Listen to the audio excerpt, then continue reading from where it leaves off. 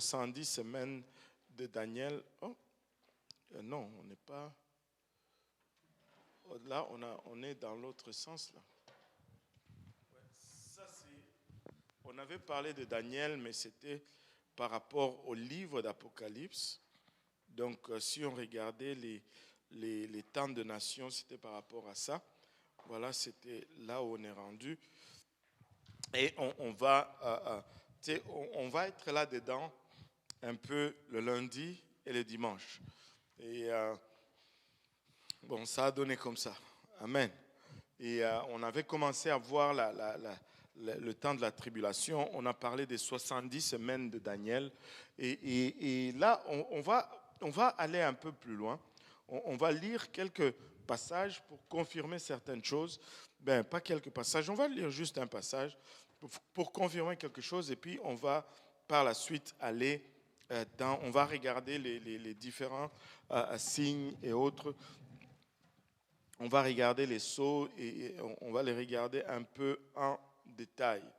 Maintenant, regardons un peu Apocalypse chapitre 7.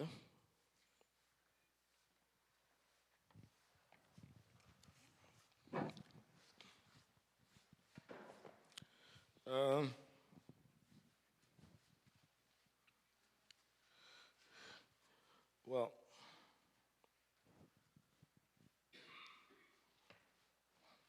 non, pas Apocalypse chapitre 7. On va regarder quelques passages. Amen. Et on va regarder d'abord Apocalypse chapitre 1, 1 à 3, et puis on va regarder certaines choses.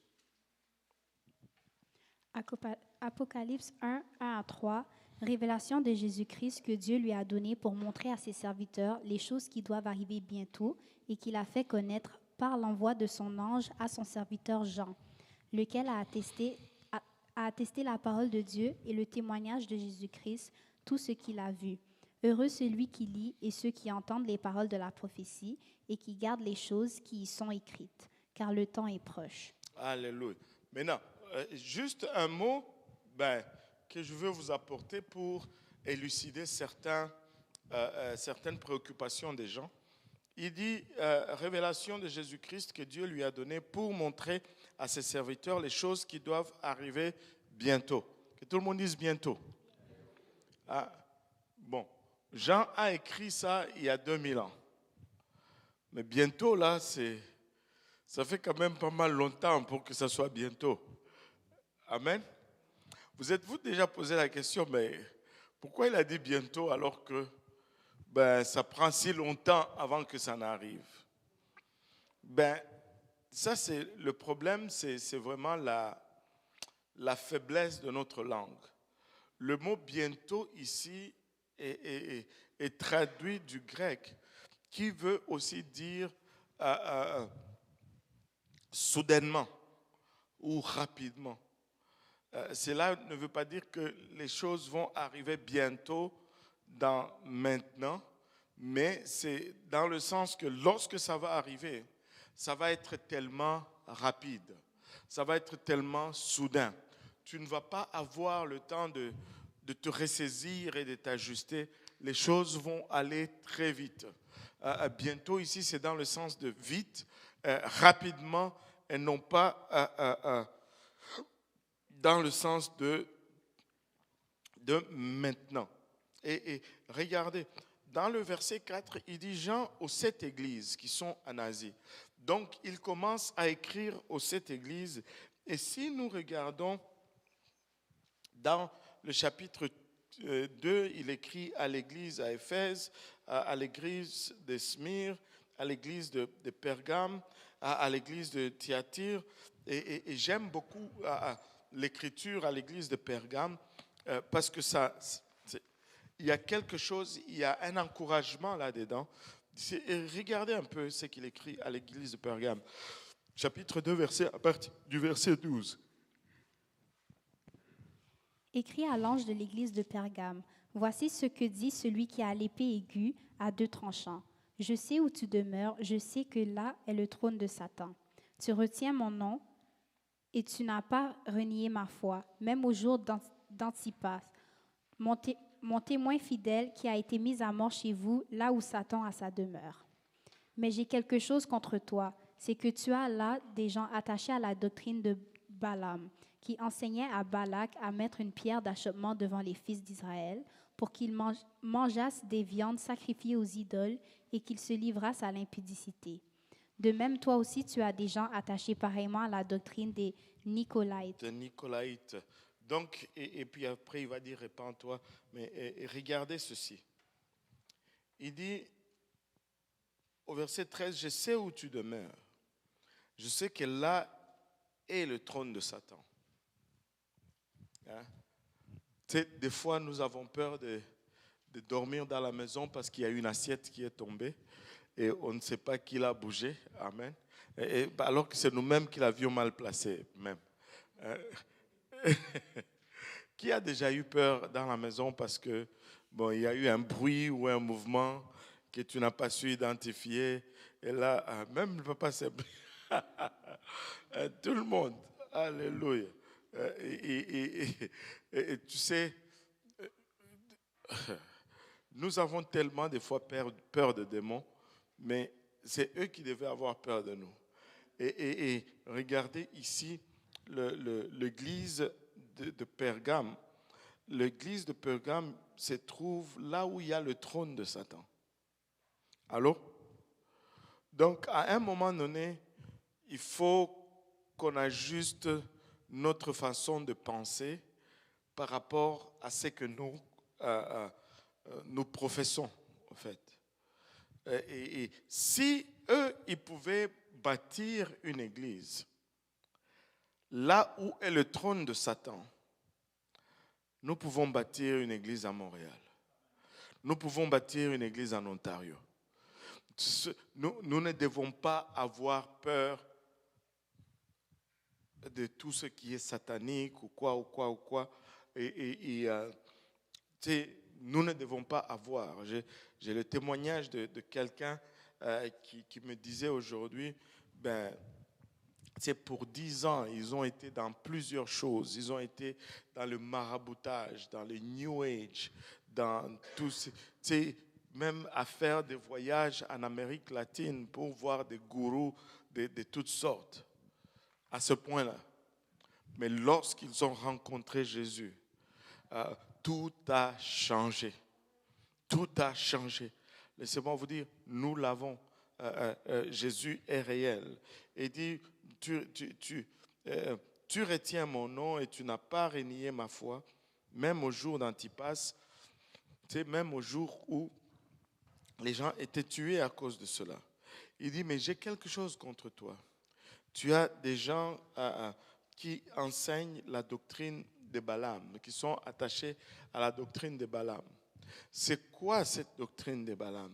La même façon, il dit aussi, tu as des gens parmi toi, de même toi aussi, tu as des gens attachés pareillement à la doctrine de Nicolaïte. Il égalise, en fait, il met sur le même pied la doctrine de Balaam que celle de Nicolaïte.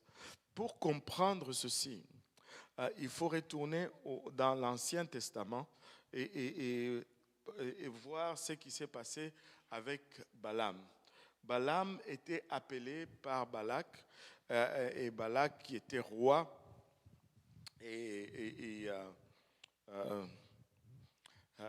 des Amalécites, et il voulait détruire Israël. Mais ils savaient qu'ils ne pouvaient pas, ils avaient peur à cause de la main de Dieu. Ils ont entendu tout ce que Dieu a fait pour eux en Égypte. Et là, ils ont appelé Balaam parce qu'il était prophète. Il dit, viens me maudire ce peuple. Parce que si tu les maudis, moi je veux pouvoir les vaincre. Même un non-croyant sait que si tu n'as pas la bénédiction de Dieu, tu vas perdre.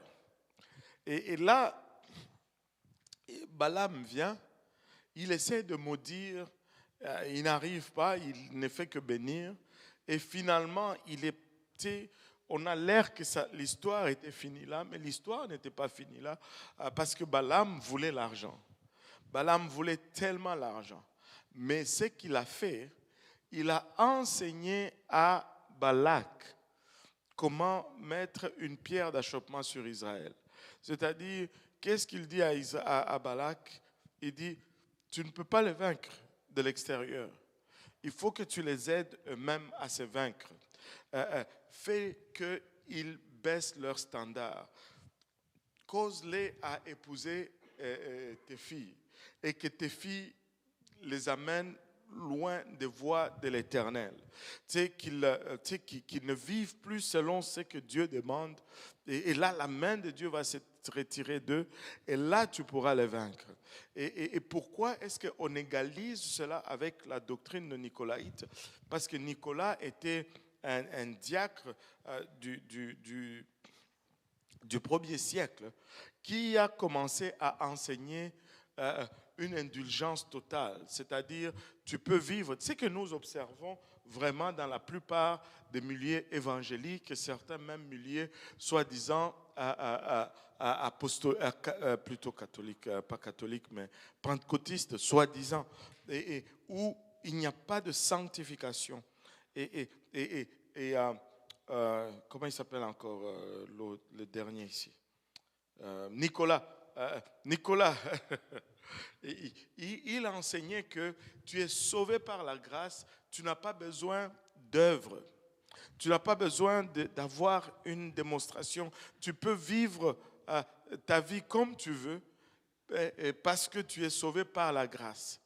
Tu peux ne pas changer ton style de vie, mener une vie de débauche, une vie de luxure, une vie d'indulgence à l'extrême, parce que tu es sauvé par la grâce. Et ça, là, c'est la marque de tout mouvement qui n'enseigne pas la sanctification. Et les gens vont boire de l'alcool parce que, ils sont soi-disant sauvés par la grâce. Leur comportement ne va pas être à la hauteur, mais Dieu n'aime pas cela. Dieu n'aime pas cela. Il rappelle cela. À la fin du temps, Balaam, c'était à l'époque de Moïse. Mais il est en train de rappeler cela là, dans le livre d'Apocalypse. C'est comme waouh! Dieu n'aime pas ces choses. Écoutez, nous devons aimer la sanctification. Nous devons embrasser la sanctification. Nous devons juste chercher à plaire à Dieu. Amen. Je ne voulais pas enseigner sur la sanctification, mais ça a glissé tout seul. Amen. Ça a glissé tout seul. Alléluia. Maintenant, j'ai passé juste les églises et puis ça a glissé tout seul. Donc, ce que je voulais dire, c'est qu'il ne faut pas avoir peur. Amen. Si on mène une vie de sainteté, on peut bâtir une église, même là où le diable a son trône. Il dit,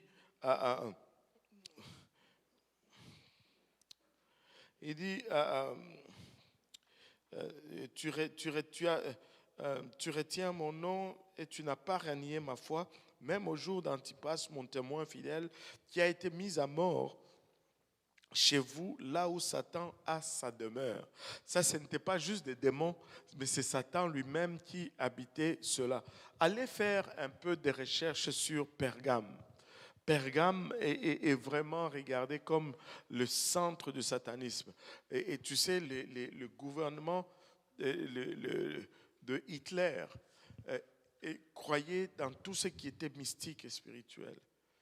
Et ils ont une espèce de musée qui a appris presque la plupart de pièces, les artefacts viennent de la ville de Pergame parce qu'ils étaient à la recherche de cette soi-disant puissance. Et maintenant, regardez, il a écrit à l'église de Thyatire, on est encore dans le chapitre 2, et à l'église de Sardes, à l'église de Philadelphie au chapitre 3, et à l'église de Laodicée au chapitre 3 également. Mais quand on arrive au chapitre 4, il y a quelque chose de différent.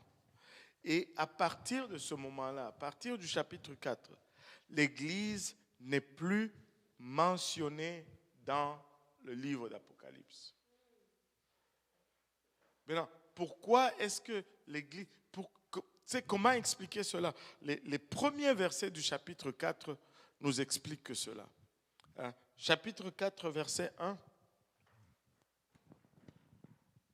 Après cela, je regardais et voici, une porte était ouverte dans le ciel. Une porte était ouverte dans le ciel. La première voix que j'avais entendue, comme le son d'une trompette. Comment? Comme le son? D'une trompette. Comme le son d'une trompette. Et qui me parlait dit, monte ici et je te ferai voir ce qui doit arriver dans la suite. Aussitôt je fus ravi en esprit. Et voici, il y avait un trône dans le ciel, et sur ce trône, quelqu'un était assis. Waouh! Jean vient de vivre un mini-enlèvement. Jean est littéralement enlevé, mini-enlèvement. Enlèvement tout seul, pas mini, pas dans le sens que c'est petit, mais il est enlevé littéralement.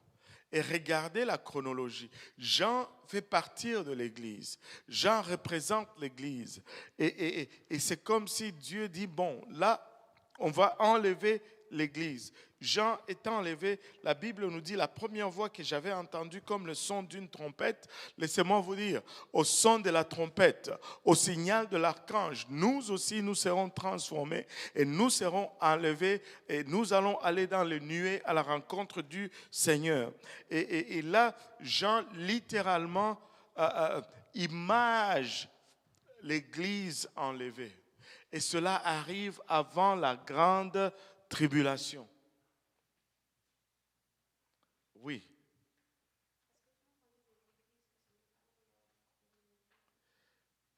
Qu'est-ce qui n'est pas dans l'ordre chronologique?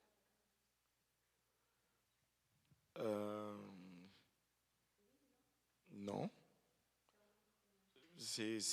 En tout cas, cette partie est en ordre chronologique. Je ne peux pas dire si tout est... Et si tu regardes tous les sauts, les trucs, tout est en ordre chronologique. Là. Parce qu'on nous dit tout souvent, après cela. Après cela. Regarde ce que Jean dit même. Le tout premier mot, il dit, c'est après cela. Ça, c'est l'indicatif du temps, là. Tout le monde est correct, est OK?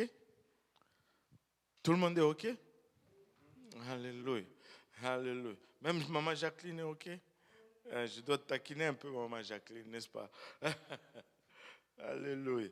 Et là, tu sais, après cela, après qu'on ait donné tous les avertissements à l'Église, et remarquez ceci, c'est bon ça. Remarquez ceci, c'est bon quand Dieu te donne, pape, un petit truc. Tous les avertissements que Dieu donne aux églises, regardons un peu. Aïe, aïe, aïe. Est-ce que c'est bon si on traîne un peu? Alléluia. Regardez toutes les...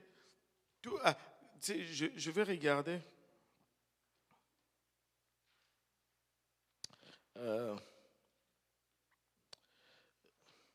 À l'église de Laodicée, c'est la dernière, chapitre 3.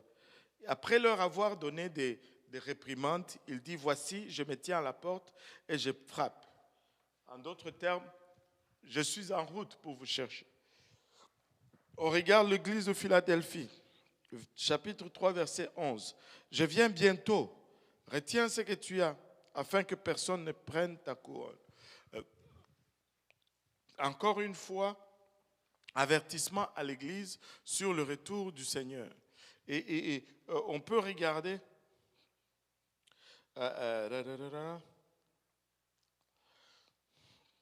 dans l'église de Sardes.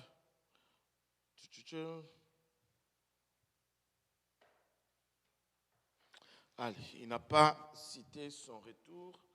On va regarder dans l'église de Thyatire.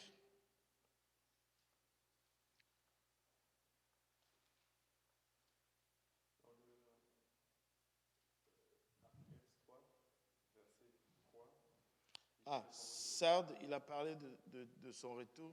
Rappelle-toi donc comment tu as reçu et entendu et garde et répands-toi. Si tu ne veilles pas, je viendrai comme... Voilà. Encore une... Merci. Voilà.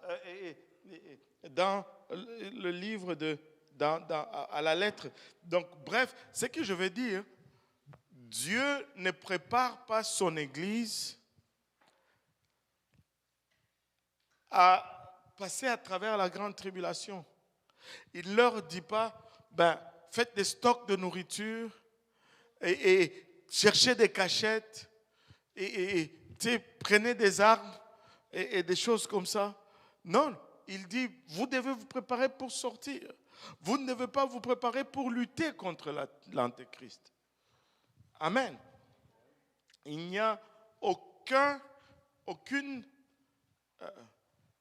comment on dit,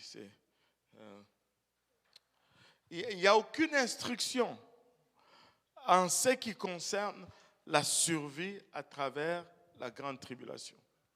Il n'y en a pas. La seule instruction qu'il y a, c'est que prépare-toi à sortir.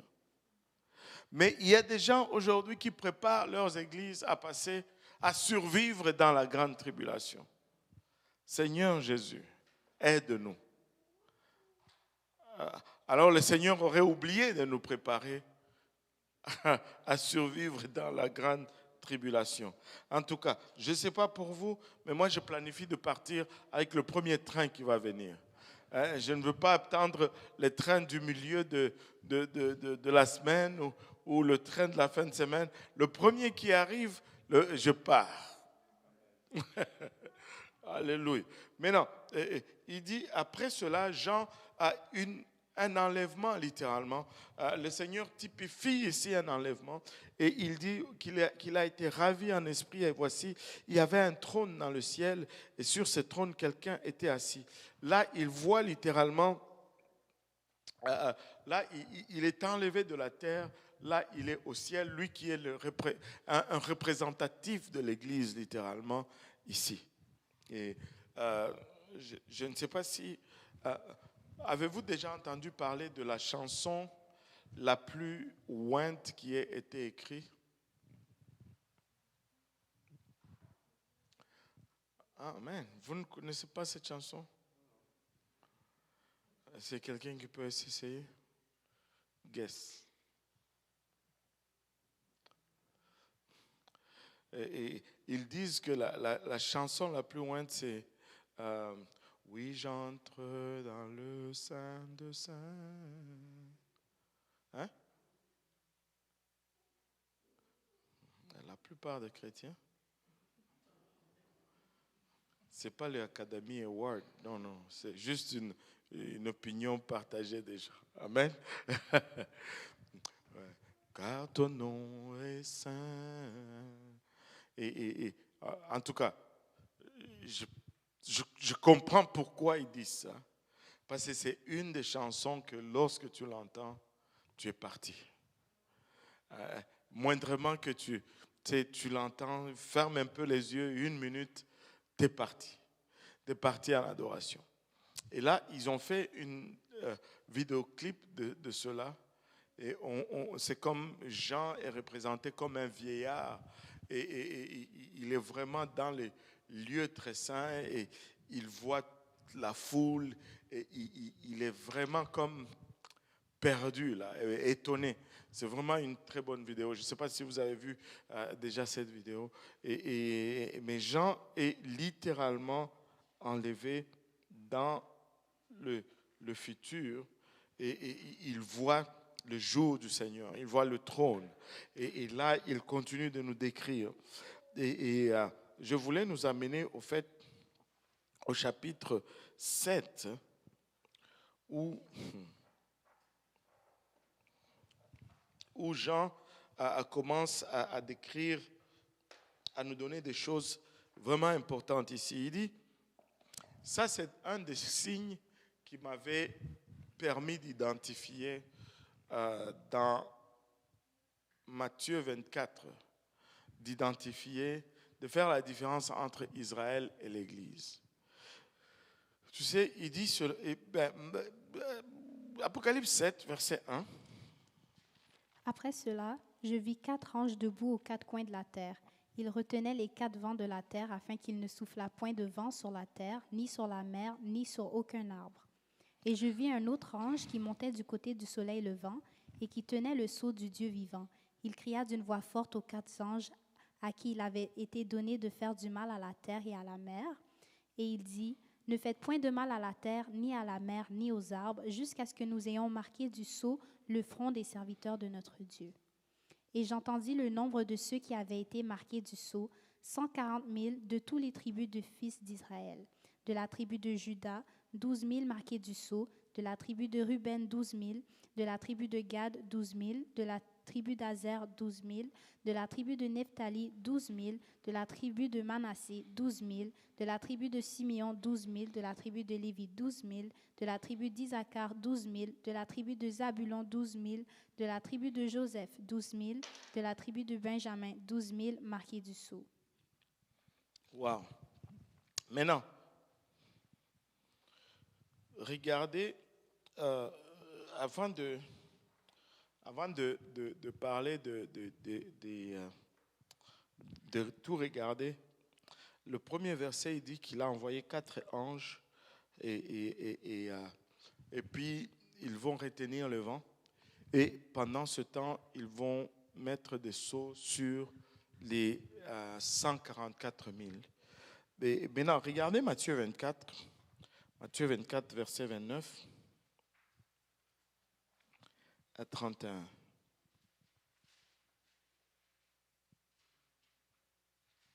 Aussitôt, après ces jours de détresse, le soleil s'obscurcira, la lune ne donnera plus sa lumière, les étoiles tomberont du ciel et les puissances des cieux seront ébranlées.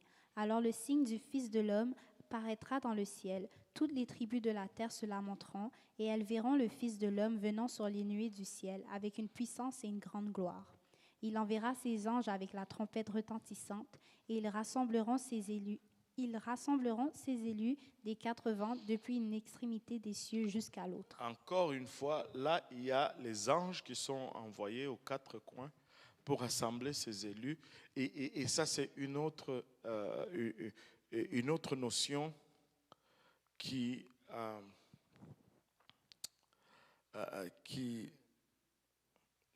fait qui dénote cette différence entre Israël et l'Église. Israël va être appelé élu. Amen. C'est quand on parle d'une élection, là, c'est que tu as été scruté et puis tu as été trouvé comme meilleur parmi tous ceux qui étaient présents. Non, je dis juste Israël. Israël, de toutes les tribus, Dieu a regardé que c'était celle qui était appropriée pour faire venir son plan. Mais nous ne sommes pas élus. Il n'y a pas de critères. Nous y arrivons par la grâce, là. Il n'y a pas un qui est meilleur que l'autre, en fait. Ce n'est pas par notre qualification que nous sommes arrivés là. Oui, tu peux même faire ça.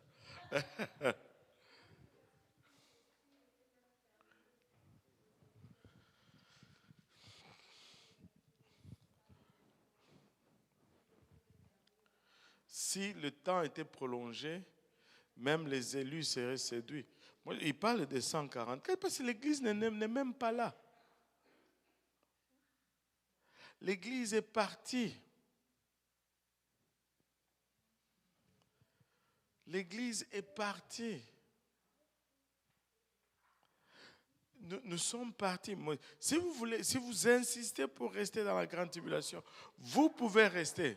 Mais moi, je ne veux pas rester.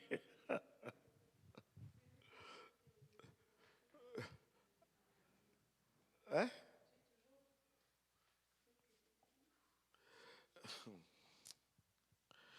Tu sais, c'est dangereux de dire cela.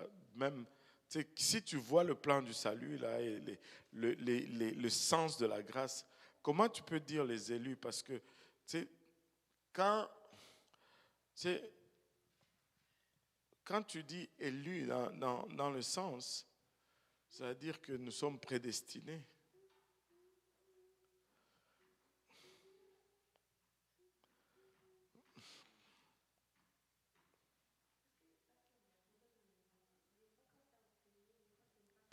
Oui, je ne te condamne pas. Et je sais que même moi-même, des fois, j'ai enseigné ça comme ça.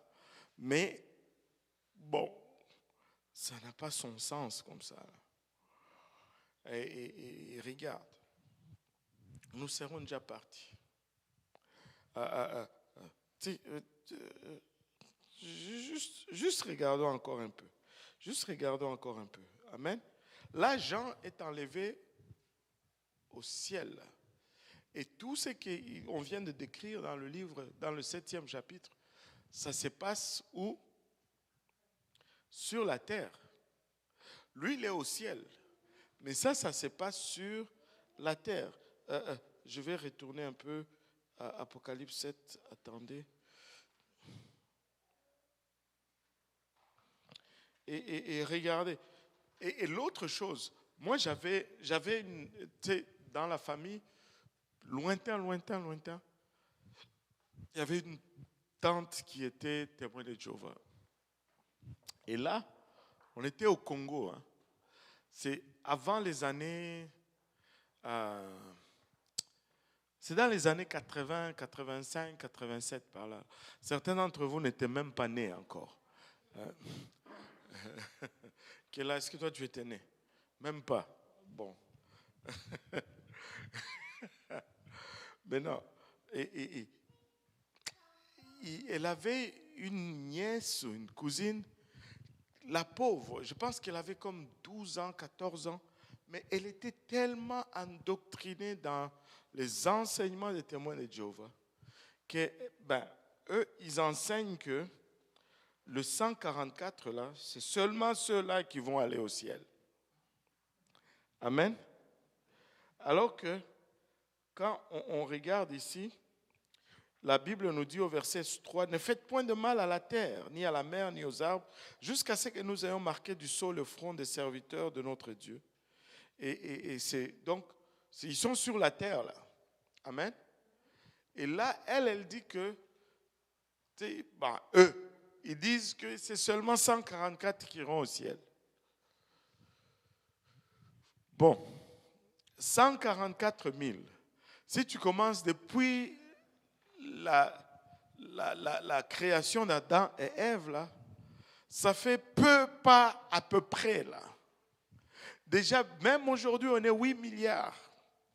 144 000 sur 8 milliards, là, je ne sais même pas c'est quoi en pourcentage. Vous qui aimez les maths, là, les ingénieurs et tout, c'est combien de pourcents même? 144 000 pour 8 millions. Hein? 8 milliards. 8 milliards.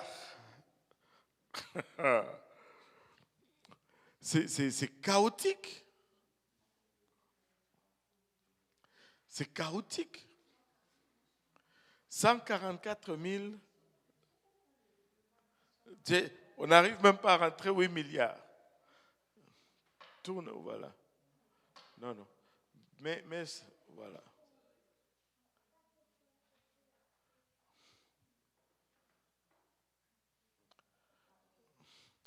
Et 8 milliards.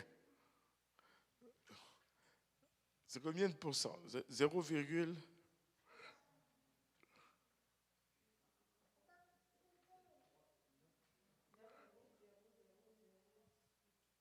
0,18%.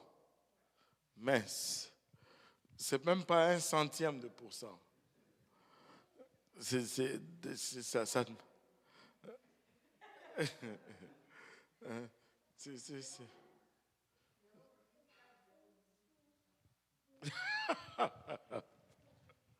Hein? C'est comme, on arrête seulement d'enseigner, de prier parce que qui va y arriver là? Peut-être qu'ils ont déjà complété le nombre, nous on est en train de passer le temps ici.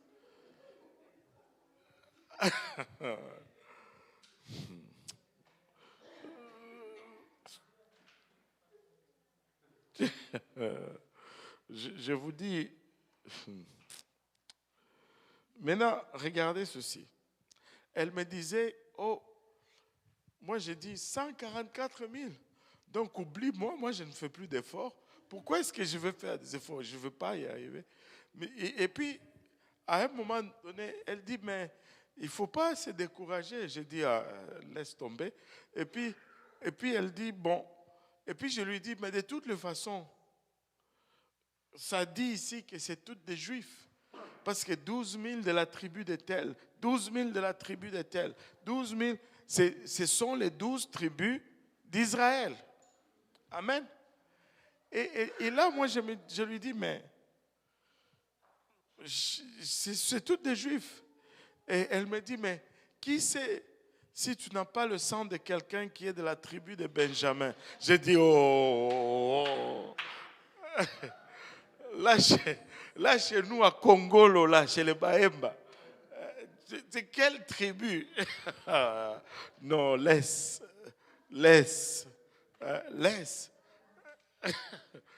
Quand tu viens avec une fausse doctrine, tu commences à tout tordre pour rentrer dans les faussetés que tu rencontres.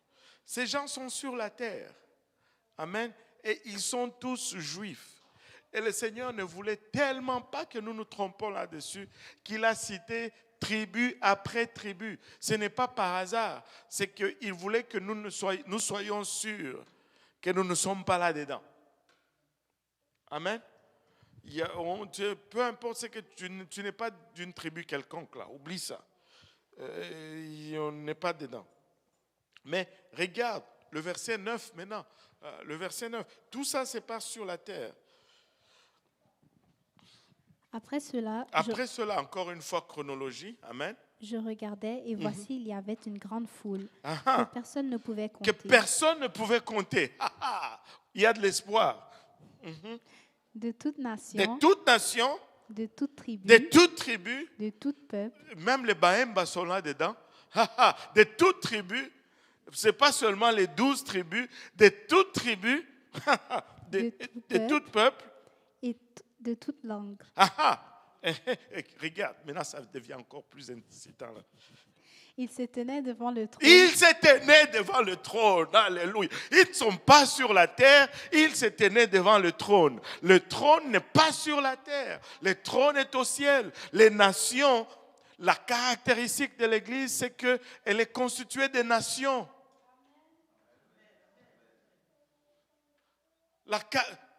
Oh, alléluia. Il se tenait devant le trône et devant l'agneau. Revêtus de robes blanches et des palmes dans leurs mains. Aïe, continue maman, juste pour la beauté de l'écriture. Et il criait d'une voix forte en Alléluia. disant, le salut est à notre Dieu. Le salut est à notre Dieu. Qui est assis sur le trône et à l'agneau. Et tous les anges se tenaient autour du trône et des vieillards et des quatre êtres vivants. Et ils se prosternèrent sur leur face devant le trône et ils adorèrent Dieu en disant Amen, la louange, la gloire, la sagesse, l'action des grâces, l'honneur, la puissance et la force soit à notre Dieu au siècle des siècles. Amen. On est déjà au ciel, maman. Pendant que les anges retiennent les 4 vents sur la terre pour marquer les Juifs, nous sommes déjà devant le trône en train de l'adorer. Écoutez, ça ne peut pas être plus clair. J'aime le chapitre 7 parce que le chapitre 7 ferme la bouche à tout le monde. C'est clair. Tu ne peux pas... comment tu vas défaire ceci? Et ce n'est pas encore fini. Amen. Ce n'est pas encore fini, mais nous sommes déjà au ciel. Pourquoi? Parce que nous sommes dans les 7 semaines pas les 7 semaines, la dernière semaine, la 70e semaine, Israël est en train de faire la 70e semaine sur la terre et nous sommes déjà au ciel devant le trône de toute nation en train de le louer. Amen. Oui, frère Gauthier. Ici, de toute tribu. Ça veut dire que même les anciennes, les tribus, les 144 000, il y aura des représentants qu'on trouvera dans ces toutes tribus. Ah mais oui, parce qu'il y a des Juifs qui viennent au Seigneur maintenant. Par exemple, le rabbin. Lui, on identifiera de quelle tribu il est, mais ça n'empêche qu'il est pentecôtiste. Il a choisi de prendre le premier train. Si tribu, c'est ça, ben, on va choisir sa tribu. Mais moi, je sais que ma tribu, c'est Emba. Moi, je suis Emba. Ma tribu, c'est Emba. On parle Kiemba chez nous à Congolo. Et nous serons là aussi. Aïe, aïe, aïe. Donc, et surtout pour nous les Africains, tu sais, il y a des gens pour qui, oh, je n'ai jamais regardé ça comme ça. Il y a des gens pour qui ben, les tribus, ça n'existe pas. Ben oui, en Haïti, il n'y a pas de tribu. Et ben, il n'y en a pas. Est-ce qu'il y a des ethnies en Haïti? Des ethnies.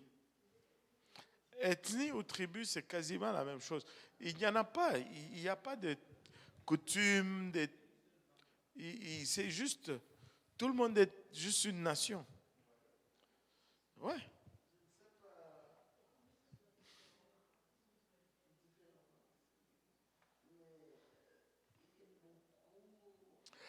Il y a de ces places où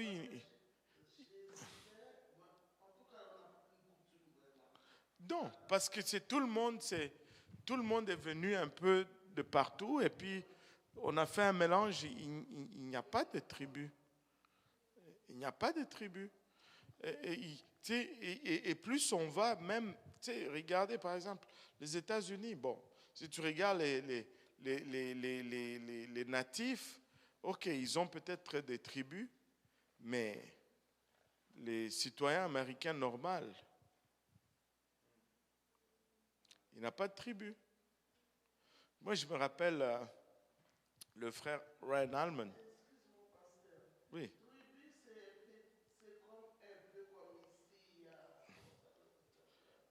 Les Indiens. Oui. Ouais.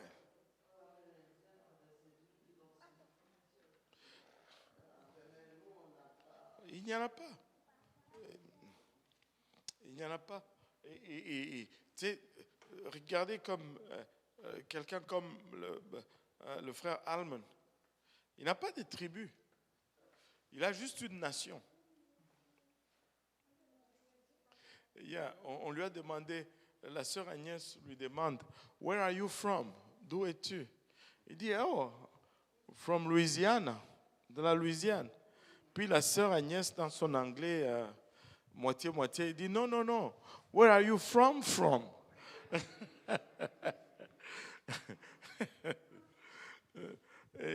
Oh, you mean where I'm from? I don't know.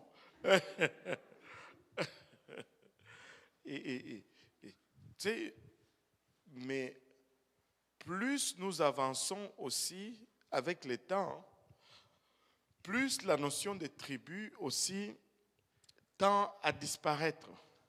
Par exemple, je vais vous donner un exemple. Là, je sors vraiment de mon étude, mais permettez-moi. Alléluia. Dans l'ancien temps, les parents ne voulaient pas que tu te maries avec quelqu'un d'une autre tribu. Vrai ou faux? Même jusqu'à aujourd'hui, ben c'est moins tolérant. C'est moins tolérant. On voulait premièrement que tu te maries avec quelqu'un de ta tribu.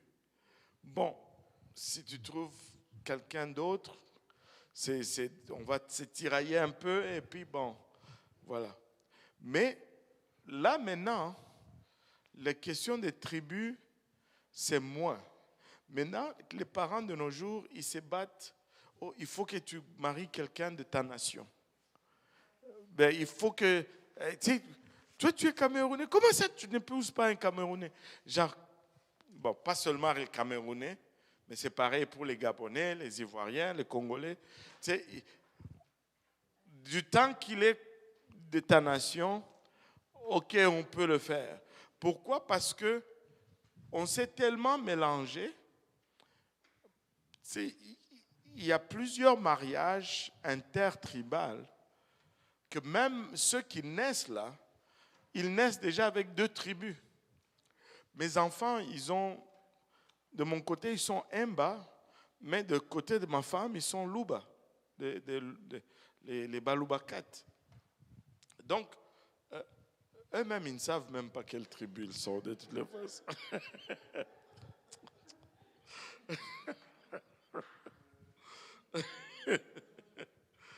Aïe, aïe, aïe, aïe, aïe. Et donc, on comprend que déjà, moi, si on me dit, ben, moi déjà j'ai marié quelqu'un d'une autre tribu, ben, ça ne me dérange plus. Et donc, pour mes enfants, ben, c'est pourquoi ces notions disparaissent tranquillement. Et on arrive dans des pays où il y a beaucoup d'immigration, ben, ce n'est plus un choc que quelqu'un marie quelqu'un d'une autre nation, d'un autre pays. Et pourtant, à l'époque, si tu rentrais chez nous, oh, ma tante est mariée avec un Malien. Waouh! Des fois, tu veux aller chez eux pour voir à quoi ressemble un Malien. Et là, tu arrives là-bas, c'est un homme normal. Et c'était littéralement comme ça.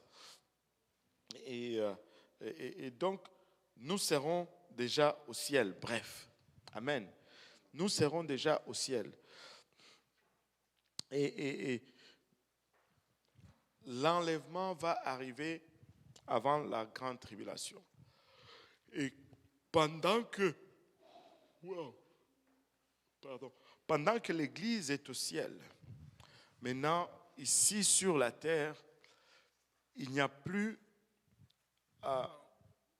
cet élément qui retenait. Le diable n'est plus là. L'Église dans laquelle il y avait la présence de Dieu n'est plus là. Le diable maintenant a libre cours de faire ce qu'il veut. Et de l'autre côté, il y a la colère de Dieu qui est déversée. Et c'est la grande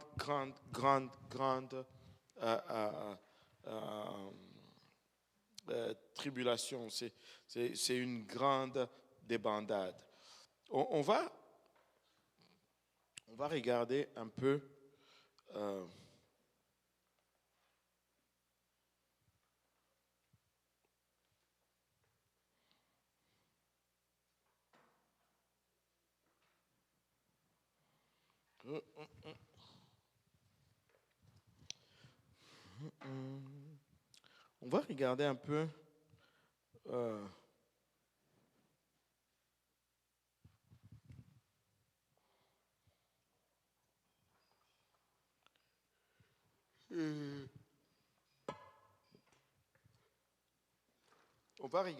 chapitre 5.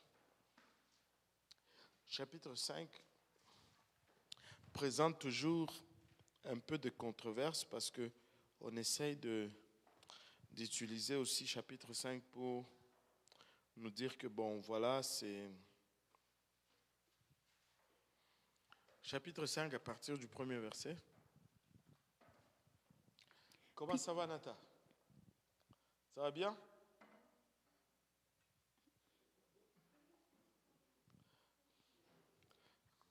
Apocalypse 5, verset 1. Puis je vis dans la main droite de celui qui était assis sur le trône un livre écrit en dedans et en dehors, scellé de 7 sceaux. Et je vis un ange puissant qui criait d'une voix forte, « Qui est digne d'ouvrir le livre et d'en rompre les sceaux? » Et personne dans le ciel, ni sur la terre, ni sous la terre, ne put ouvrir le livre ni le regarder. Et je pleurais beaucoup de ce que personne ne fut trouvé digne d'ouvrir le livre ni de le regarder. Et l'un des vieillards me dit, ne pleure point, voici le lion de la tribu de Juda, le rejeton de David, a vaincu pour ouvrir le livre et ses 7 sceaux. Et je vis au milieu du trône et des 4 êtres vivants, et au milieu des vieillards, un agneau qui était là comme immolé. Il avait 7 cornes et 7 sceaux, qui sont les 7 esprits de Dieu envoyés par toute la terre. Il vint et il prit le livre de la main droite de celui qui était assis sur le trône. Quand il eut pris le livre, les 4 êtres vivants et les 24 vieillards se prosternèrent devant l'agneau, tenant chacun une harpe et des coupes d'or remplies de parfums, qui sont les prières des saints. Et il chantait un cantique nouveau en disant, « Tu es digne de prendre le livre et d'en ouvrir les sceaux, car tu as été immolé et tu as racheté pour Dieu par ton sang des hommes de toute tribu, de toute langue, de tout peuple et de toute nation. » Bon, regardons ça. Parce qu'ils disent, bon, voilà, là, tu vois Jésus qui vient, celui l'agneau, il vient, il va vers le trône et il prend le rouleau de la main de celui qui est assis sur le trône. Et là, quand vous voyez cela comme unicitaire, vous paniquez un peu, n'est-ce pas? Vous vous dites, bon, comment est-ce qu'on va expliquer cela? Voilà, le stress commence à vous prendre. Mais le plus important, c'est toujours de lire ce qui est écrit. Il dit, puis je vis dans la main droite de celui qui est assis sur le trône, un livre écrit en dedans et en dehors, scellé de 7 sceaux. Donc, il y a quelqu'un qui est assis sur le trône et il y a un livre qu'il a dans sa main droite. Et ce livre a des sceaux, 7 au total. Et il dit, je vis un ange puissant. Donc, il est assis sur le trône. Et puis il dit, je vis un ange puissant qui criait d'une voix forte, qui est digne d'ouvrir le livre et d'en rompre les sceaux. Et personne dans les ciels, ni sur la terre, ni sous la terre, n'ait pu ouvrir le livre ni le regarder. Et je pleurais beaucoup de ce que personne ne fut trouvé digne d'ouvrir le livre, ni de le regarder. Le moteur est en train de dire, c'est le temps d'arrêter, c'est le temps d'arrêter. Anyway. Et la Bible nous dit, au verset 5, et l'un des vieillards me dit, ne pleure point. Voici le lion de la tribu de Juda, le rejeton de David, a vaincu pour ouvrir le livre et ses 7 sceaux. Maintenant, c'est qui le lion de la tribu de Juda? Un peu plus fort que ça. Maman Jacqueline, tu connais, non? Oui, c'est Jésus. Voilà. Donc, il dit, il a vaincu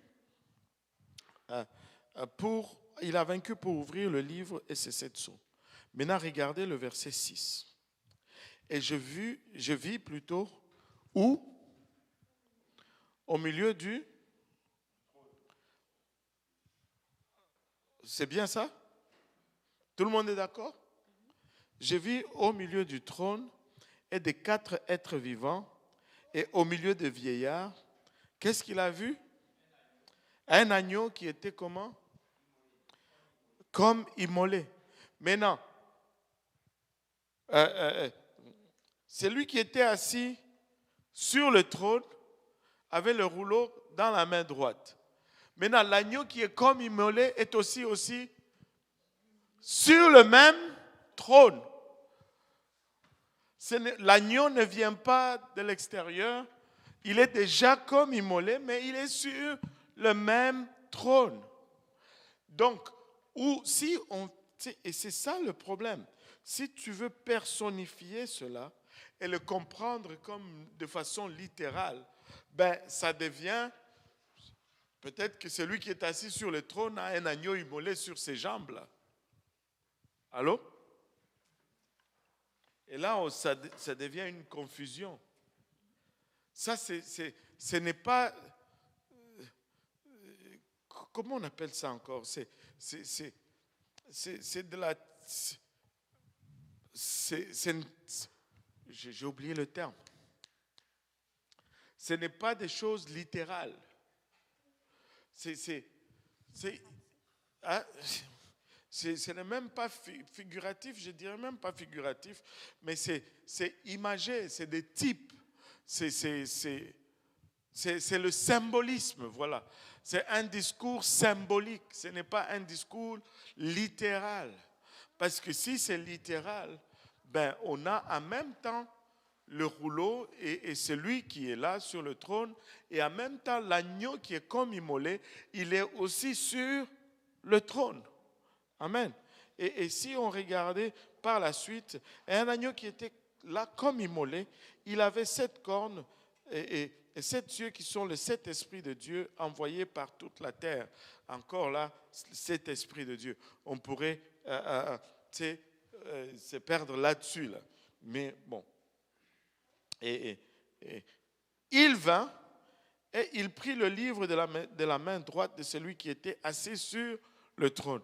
Lui qui était déjà au milieu du trône, il vient, il prend ce qui était dans la main droite de celui qui est assis sur le trône.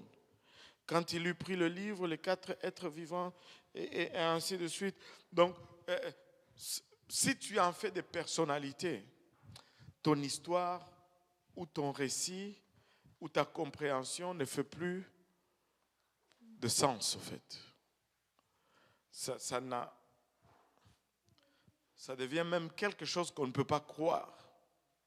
Parce qu'il est déjà au milieu du trône. Comment il va venir maintenant d'où pour prendre le rouleau? C'est du symbolisme. On symbolise le pouvoir de Dieu. On symbolise la source de la création. On symbolise l'œuvre de la rédemption. On symbolise comment la rédemption est venue. Mais ce n'est pas... Et ce n'est pas des personnes ou des entités littérales qui sont en train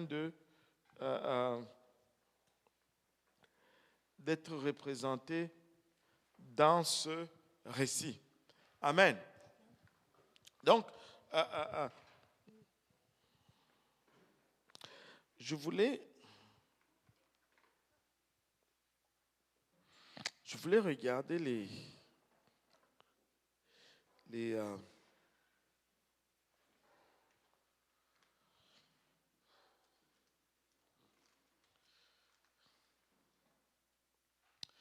sceaux.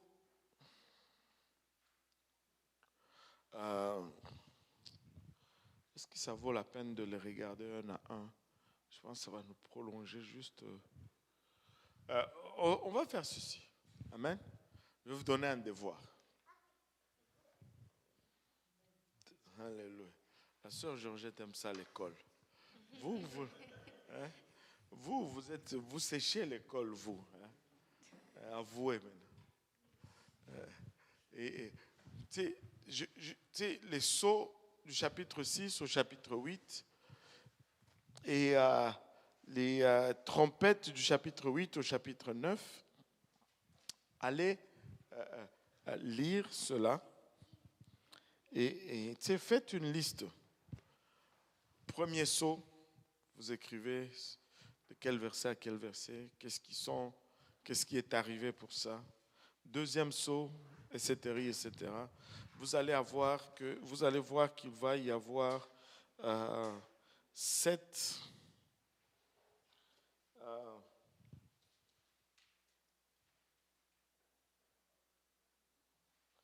il va y avoir une série de 7 et le 7e va toujours ouvrir une autre série d'autres 7. Et ça va être comme ça. Et dans la première série de 1 à 6, on part du moins pire au plus pire. Et puis quand on part la première série, deuxième série, troisième série, il y a les sceaux, les trompettes et puis les coupes. On part du plus pire, de moins pire au plus pire. Donc, ça s'aggrave dans chaque série et ça s'aggrave aussi de série en série.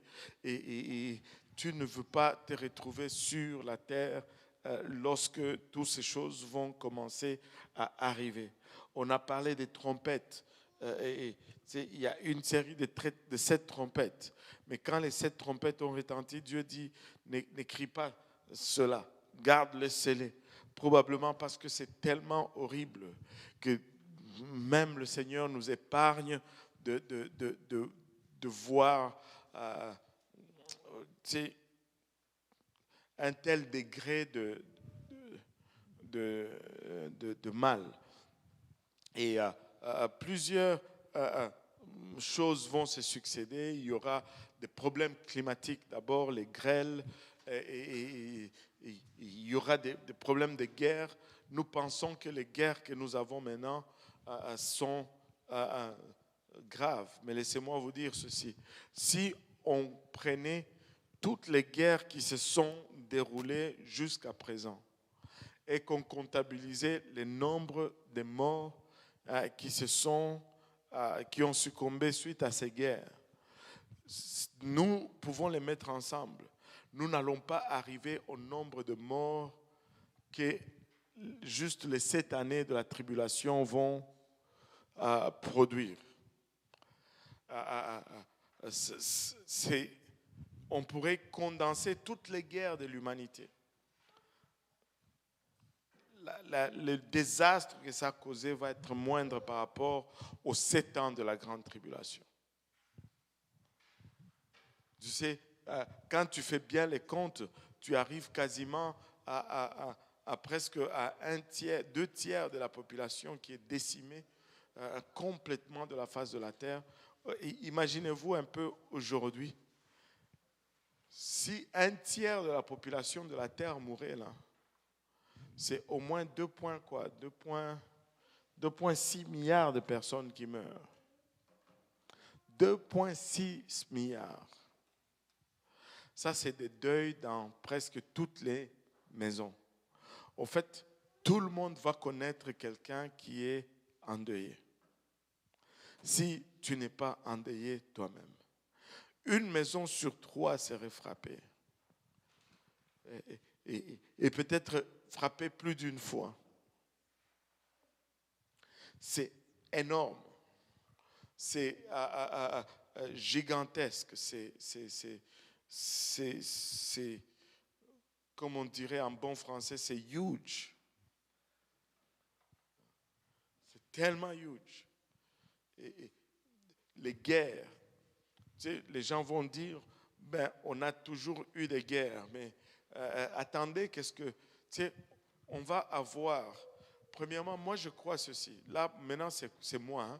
Ce n'est pas la Bible, c'est moi. Moi, je crois ceci. Déjà, nous avons des dirigeants qui sont un peu... qui ne sont pas extraordinaires. Là. Mais nous allons avoir des dirigeants qui vont être pires encore. Mais avec tout le potentiel et les arsenals qu'on a aujourd'hui, là, ça va être grave. Nous avons des machines qui détruisent. Tu sais, si vous vous intéressez moindrement à la technologie militaire, là, vous allez être choqué par les trucs de bombes. Est-ce que vous suivez même la guerre en Israël? Si vous ne suivez pas les informations, au moins suivez la guerre en Israël parce qu'il y a le mot Israël là-dedans. Je sais que vous êtes tellement église que ça prend quelque chose de Bible là-dedans pour que vous vous accrochiez. Est-ce qu'il y a quelqu'un qui suit le conflit en Israël? Oui. J'ai oublié ton nom. Comment? Maryse. Comment ça, j'ai oublié Maryse? Elle va me faire payer une amende, là.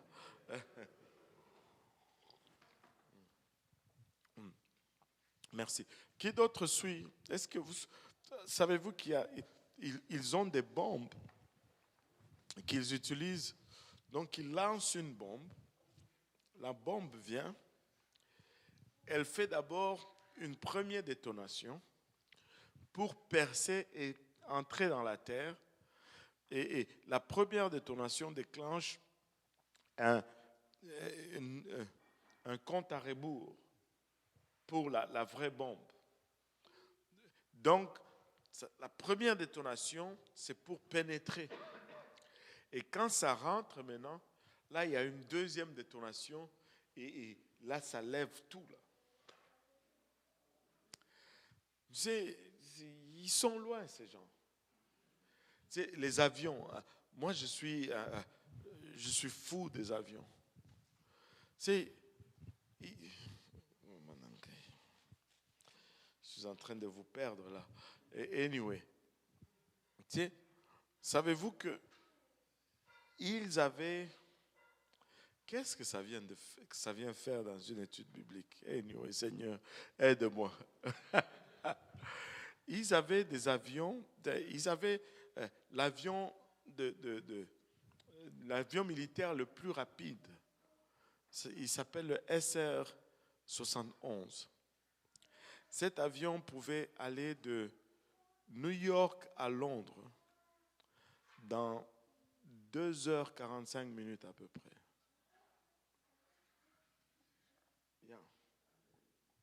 Ça volait à plus de 3 fois la vitesse du son. Donc, si j'appelle ton nom, par exemple, j'appelle Kela. Cet avion, avant que tu n'entendes Kela, a le temps d'aller vers toi, de revenir vers moi et d'aller encore à toi.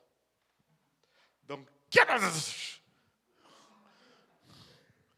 ça c'est rapide.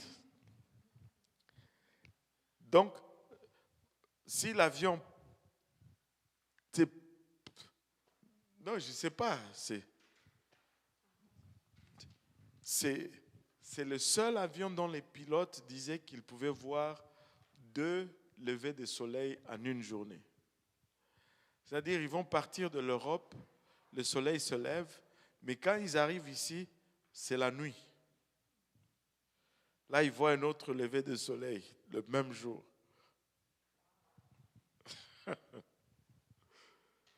Parce qu'il y a seulement 6 heures. S'il part de 6 heures en Europe, ici c'est minuit. Mais ils arrivent ici, il est genre 3 heures du matin. Ils ont vu le soleil se lever là-bas à 6 heures, ils arrivent ici à 3 heures du matin, ils voient encore le soleil se lever. Mais le truc, c'est qu'ils ont retiré cet avion. Ils l'ont mis hors service. Que pensez-vous? Pensez-vous que... Non, ils n'ont pas...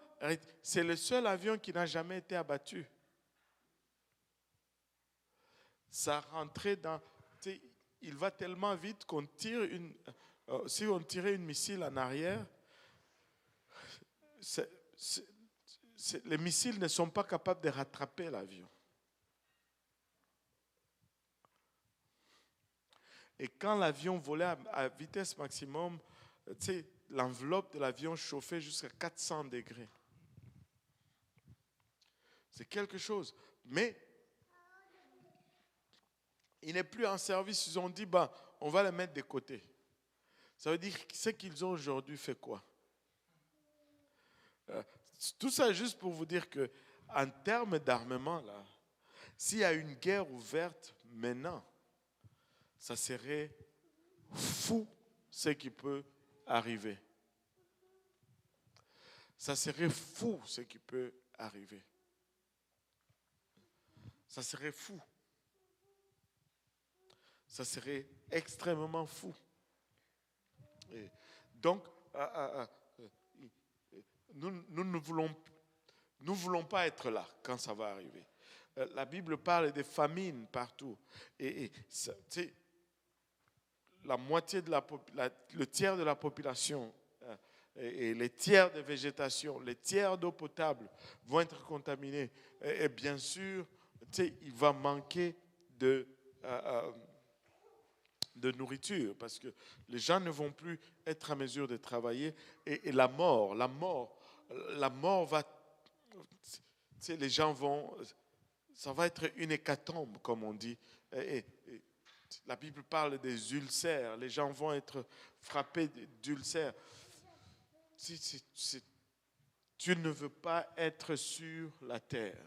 Et tu te dois absolument de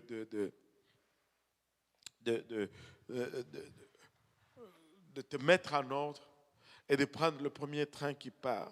Et regardons un peu Apocalypse 6, 7 et 8. Apocalypse 6, 7 et 8. Quand il ouvrit le quatrième sceau, j'entendis la voix du quatrième être vivant qui disait « Viens ». Je regardai et voici parut un cheval d'une couleur pâle. Celui qui le montait se nommait la mort, et le séjour des morts l'accompagnait. Le pouvoir leur fut donné sur le quart de la terre pour faire périr les hommes par l'épée, par la famine, par la mortalité et par les bêtes sauvages de la terre. Wow. Et il y a eu la mort partout, partout, partout.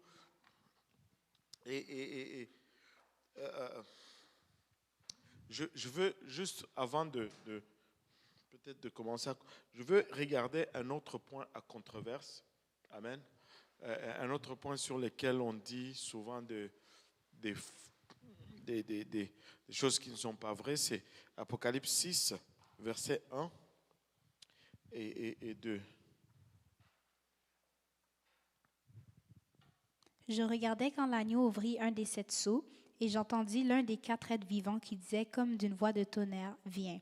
Je regardais et voici parut un cheval blanc.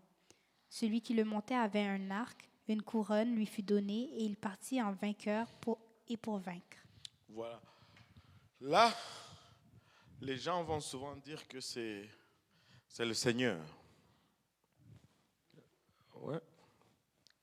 Mais ce n'est pas le Seigneur. Ça, c'est une déception, en fait. Tu sais, moi, je ne suis pas à mesure de vous dire c'est qui ou c'est quoi exactement, mais ce que je peux vous dire, c'est que ce n'est pas le Seigneur. Pourquoi est-ce que ce n'est pas le Seigneur? Ce n'est pas parce qu'il est sur un cheval blanc que c'est le Seigneur. Ce n'est pas parce qu'il a une couronne que c'est le Seigneur. Ce n'est pas parce qu'on lui a donné de vaincre pour un temps que c'est le Seigneur.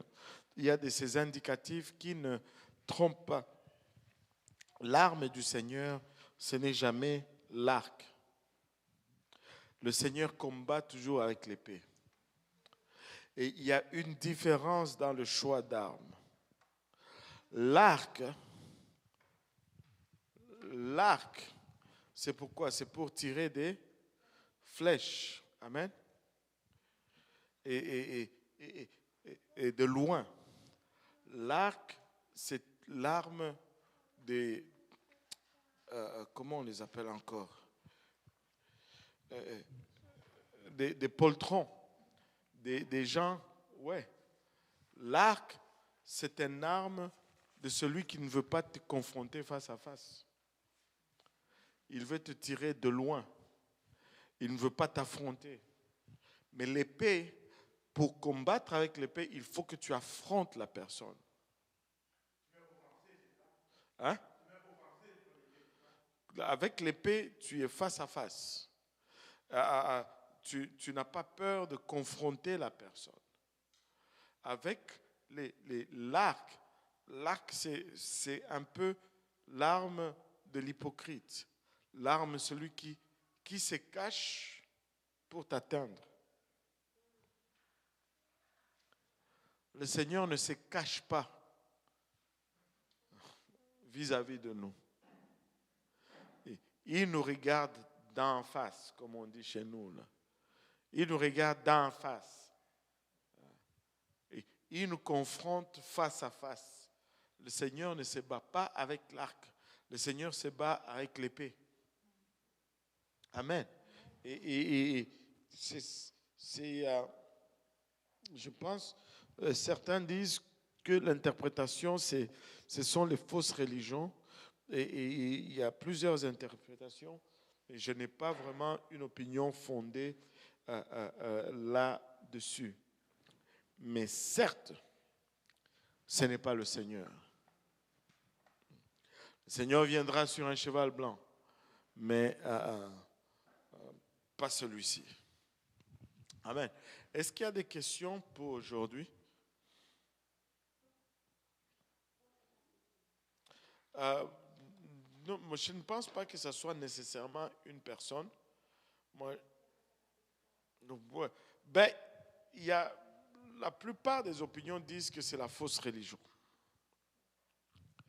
Et honnêtement, je n'ai pas investi beaucoup de temps là-dedans pour voir quel cheval qui était lequel. Il y en a qui sont évidents, mais lui, il n'est pas vraiment évident.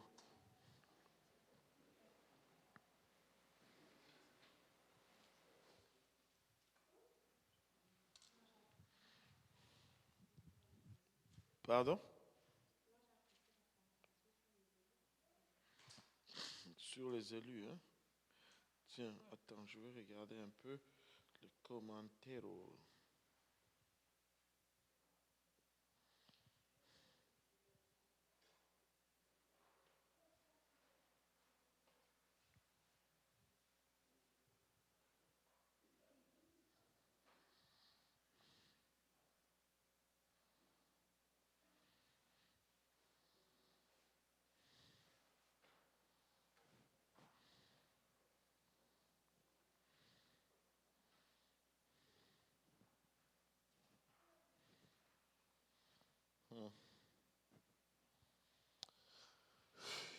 Non.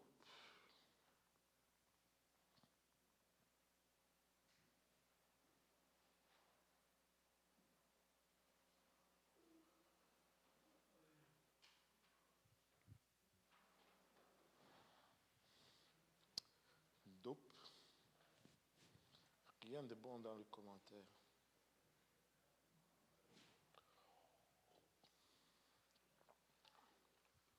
Est-ce qu'il y a des questions?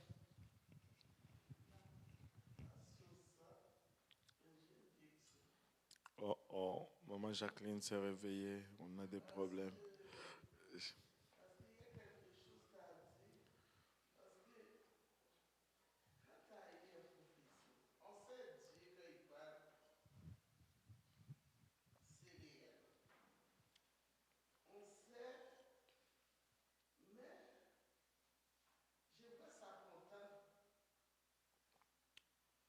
Ça prend le temps? Ça prend le temps avant ça arrive. Alors, est-ce que moi je dois employer la patience encore beaucoup parce que je veux mon encouragement parce qu'il faut continuer à fouiller jusqu'à ce que. Ben, moi je ne sais pas. Parce que je sais pas de la. Parce que j'ai entendu la voix, tu comprends? Il parle comme si. Et moi, elle est quoi. Mais. Ben, c'est ça. C'est ça un peu pour ne pas dire. Parce que tu as dit une chose, parce qu'on voit, on rencontre des problèmes, on rencontre des. Tu comprends? Mais j'ai gardé la foi quand même, là. J'ai failli pas. Mais. Bon, et Parce que je sais sa parole est vérité. S'il dit une chose, il va faire. Mais, est-ce que. ça dépend de ce qu'il a dit. Je vais te donner un exemple. Il a dit à Abraham que ta descendance va être comme le sable de la terre. Amen. Maintenant, quand Abraham est mort, ils étaient combien? En tout cas, pas comme le sable de la terre. Je sais que quand ils sont rentrés en Égypte, ils étaient 70. Mais Abraham était déjà mort avant. 70. Mais quand même, Dieu lui a dit que ta descendance sera comme le sable de la terre, de la mer, ou comme les étoiles du ciel. Amen. Mais est-ce que Abraham, lui, l'a vu? Il n'a pas vécu ça, là. Donc, c'est pourquoi je dis ça dépend de ce que Dieu t'a dit. Si c'est quelque chose qui est peut-être retranché de toi, le fait que tu ne le vois pas, cela ne veut pas dire que ça ne va pas arriver. Et Dieu peut me dire, ok, Je donne juste un exemple. J'ai un enfant qui ne sert pas Dieu. Je prie pour mon enfant, je prie, puis Dieu me dit, je veux le sauver. Bon, je suis comme alléluia. Mais là, j'attends 5 ans. Il devient même pire. Et là, je me dis, ben Seigneur, tu m'as dit. Et là, ça peut arriver que même, là, moi, je tombe malade. Seigneur, tu m'as dit que tu allais le sauver. Oui, mais je peux même mourir. Mais 2 ans après ma mort, mon enfant sert le Seigneur. C'est pas faux. Mais le fait que moi, je ne vois pas la promesse de Dieu, cela ne veut pas dire que ça ne va pas se réaliser. Alors, si Dieu l'a dit, on va rester juste sur cette assurance que Dieu l'a dit. On ne va peut-être pas le vivre, mais il va le faire. Et si c'est peut-être sur nous, si Dieu m'a dit par exemple que je serai millionnaire, bon, j'espère que ça va arriver alors que je suis fort pour faire quelque chose avec. Sinon, là c'est différent, vous comprenez qu'est-ce que je veux dire? S'il a dit qu'il allait, tu sais, mettons, Dieu m'a dit qu'il va restaurer ma calvitie. Oh, pourquoi vous êtes... Si Dieu m'a dit qu'il va restaurer ma calvitie, là je veux m'attendre à ce que, tu sais, de mon vivant, que je voie mes cheveux repousser. Amen.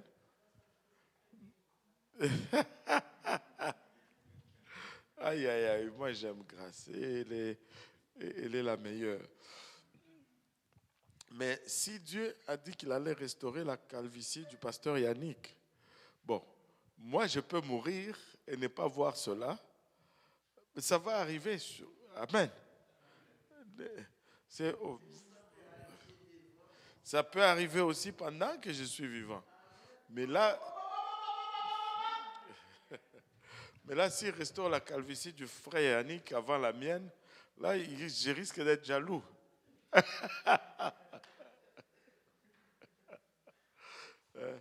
Mais c'est que ça dépend de ce que Dieu nous promet.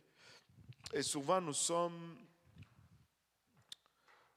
perdus un peu dans la lecture de tout cela. Mais je peux vous assurer que ce que Dieu a promis, il le fait. Dieu ne ment jamais. Amen. Alléluia. Alléluia.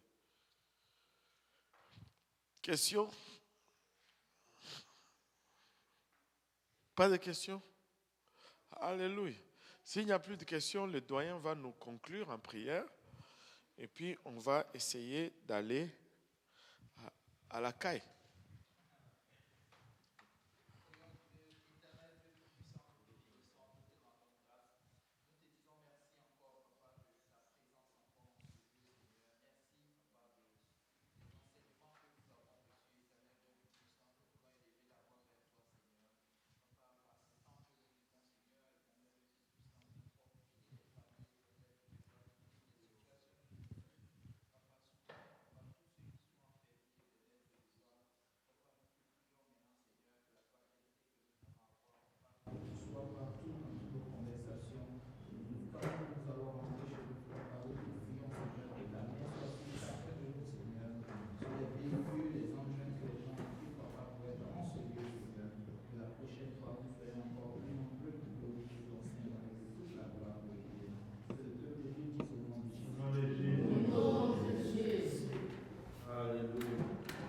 Seigneur, vous bénisse.